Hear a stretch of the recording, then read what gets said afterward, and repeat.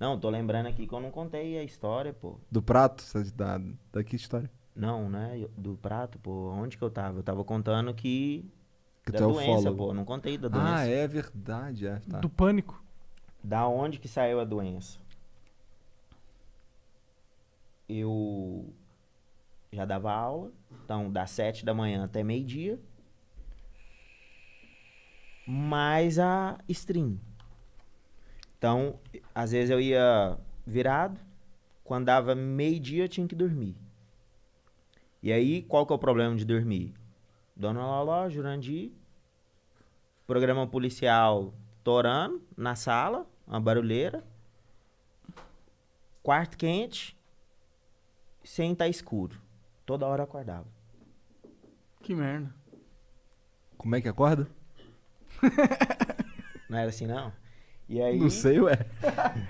Era assim, velho. Aí tinha que vir fazer a live. Logo em seguida, Sem entendeu? dormir direito, fudidaço. 8 horas, 8 horas, 8 horas. Tanto que quando eu fui na psicóloga pela primeira vez, eu falei sobre isso pra ela. Ela até falou assim, olha, não começa 8 horas. Começa 8h10, começa 8h15, começa antes, entendeu? Porque você tá com uma paranoia com essas 20 horas aí. 20 horas, 20 horas, 20 horas. Aí eu falei, pô, será que é mesmo? Então vou dar uma maneirada. Vou começar 21, vou começar 20h30. Quebrado só pra não dar o gatilho psicológico. É, porque o problema foi que eu comecei a ter medo, assim, pelo menos a teoria que eu formei na minha cabeça foi começar a ter medo de mandar recado. Se uma pessoa mandasse eu mandar um recado, tipo, o Monark viesse aqui em mim e falasse assim, ó, vai ali e manda um recado pro Jean. Aí vinha o pânico. Eu chegava lá no Jean e travava. Queria correr. Por que mandar recado especificamente? Hã? Por que isso? Então, aí eu não sei por quê. Porque devido a esse ambiente, né? Onde eu não fazia exercício, onde eu não dormia, aonde... Trabalhava que nem um condenado. Trabalhava que nem um condenado e tudo, o que acarretou? Certo dia, foi aplicar uma prova na escola que eu dava aula, aplicava a prova de uma matéria só na escola inteira de uma vez. Então, por exemplo, se hoje era matemática, era matemática. Então, tinha 6 turmas do segundo ano. E todo dia eu entrava naquelas turmas. Era 6 turmas, 6 aulas. Uma aula em cada uma, todo dia. Então, era 30 aulas na semana. Todo dia eu via a cara de todo mundo, todo dia eu tava lá. Então, não tem como eu entrar lá e ficar com medo de falar em público. Me deu medo de falar em público. Me deu medo de ficar lá e querer correr. Era um saco ser professor com os moleques no colégio? Não, era tranquilo. Você pô. gostava das aulas? Foi meu sonho. Quando eu passei no vestibular, eu passei no vestibular para várias engenharias. Na federal. Em várias federais. Então, eu larguei mão de fazer engenharia para ir fazer matemática. Tanto que eu saí de casa para poder ir fazer matemática. Porque minha mãe ficou com raiva, meu pai ficou com raiva, entendeu? Porque todo mundo queria que eu fizesse engenharia. Foi quando eu fui morar na casa da minha avó. Que, aliás, eu fui morar na casa da minha avó, era no quarto do lixo, que eu esqueci de falar pra vocês. Minha avó era acumuladora. Caralho, que bad vibes. Direto, só tinha...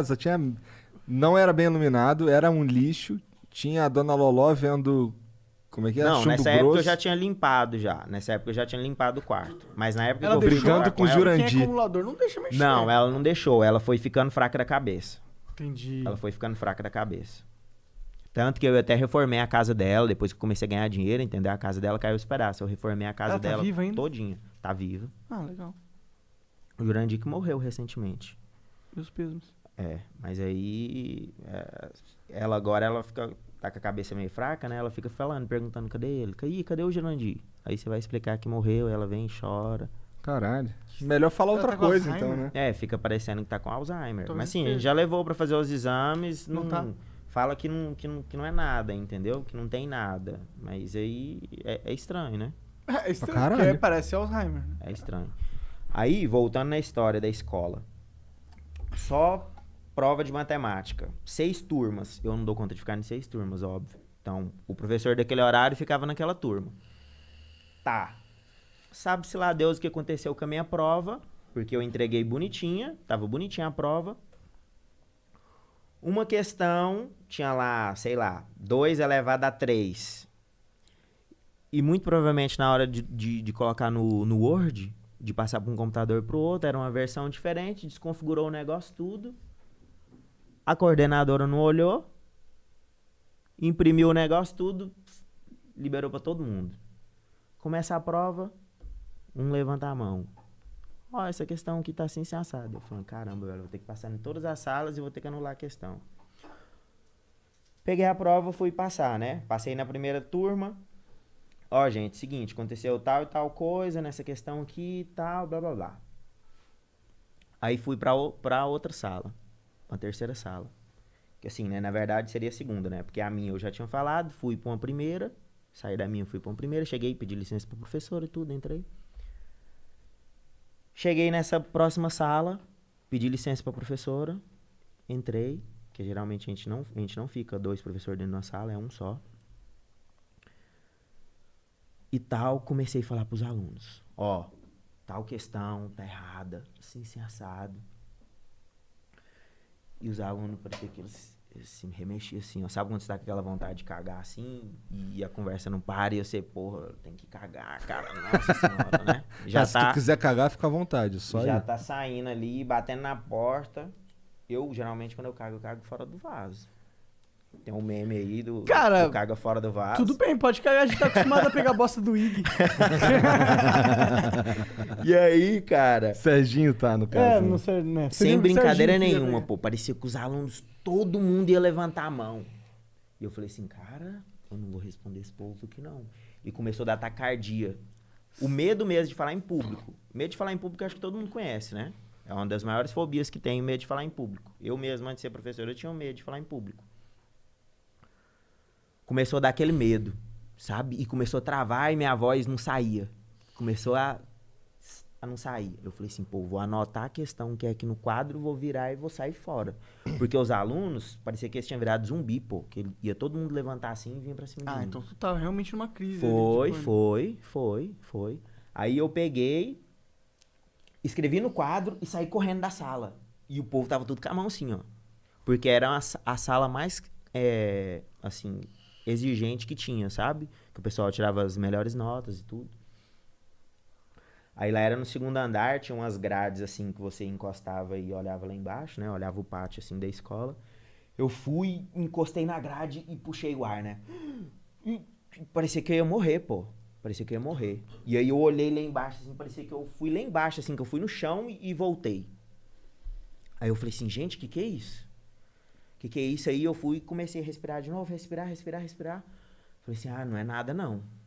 Ou então aquela professora, que a professora lá tem alguma coisa com demo.